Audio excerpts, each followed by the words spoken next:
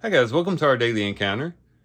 As we think about the exiles as they would go into Babylonian captivity and the horrific things they would have seen as the Babylonian army would have came in and destroyed the city of Jerusalem, burned it with fire, uh, not even to speak of the long siege that would take place in which there was famine and hunger and disease.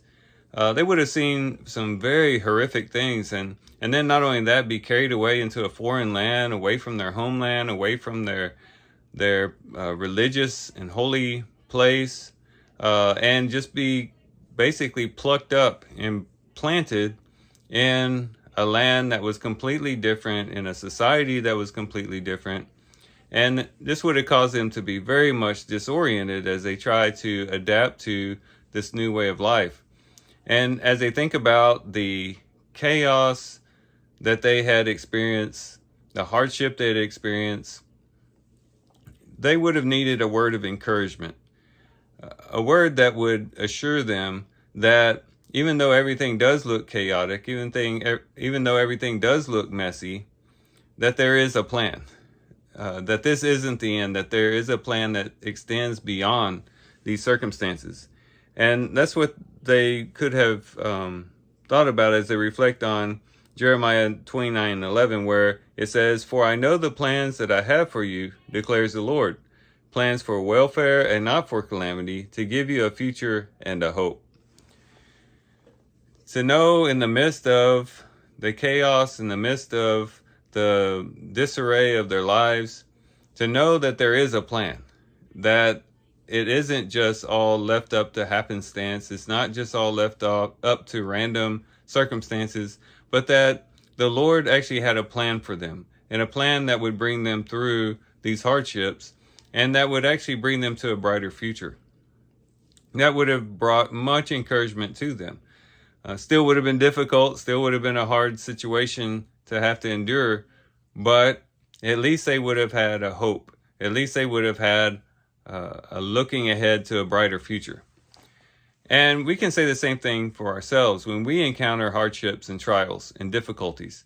Because sometimes when we really encounter a really difficult situation, maybe some type of tragedy that enters into our lives, or maybe it's just the day-to-day struggle, the day-to-day stress. Maybe it's financial issues or marital problems, church problems, whatever it might be. And we just feel like life is out of control and everything seems chaotic, disjointed.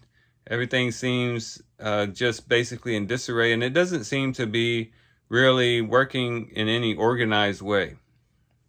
We can go to this verse and say, even though this verse was originally written to the exiles for a specific purpose within a particular historical context, we know that the Lord being sovereign, the Lord being all-knowing, the Lord who is one who is wise and the one who has revealed to us our own future, he definitely has a plan for us.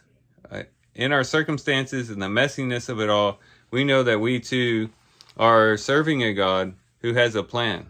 As Romans chapter 8 teaches us, God causes all things to for good, or work together for good, for those who love him. And so there is a plan behind the chaos. There is a God who's in control when everything seems out of control.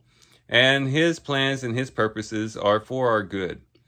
And yes, it might take a while. Sometimes it takes a while. They would be in exile for 70 years. And sometimes we might have to endure circumstances for weeks, months, years. But we do know that ultimately God will bring us to a better place and bring us to a greater experience. Even if it doesn't happen in this life, we know in the life beyond this life, and in the time when we're with Christ, and the time when we are in resurrection life, God definitely has a brighter future for us then.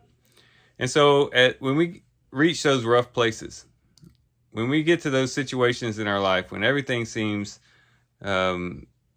like we're going through a hurricane, let's remember that there is a God who transcends it all. There's a God who sees the beginning and the end of all circumstances. He even sees the beginning and the end of human history.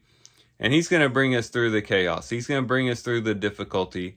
And eventually, if we cling to him, if we seek him, he will bring us to a better place.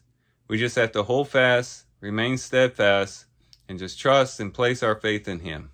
So these are some things we can reflect on and think about as we do reading today. With that, guys, I do thank you for watching the video today. Hope you guys have a great day. Love you guys. God bless.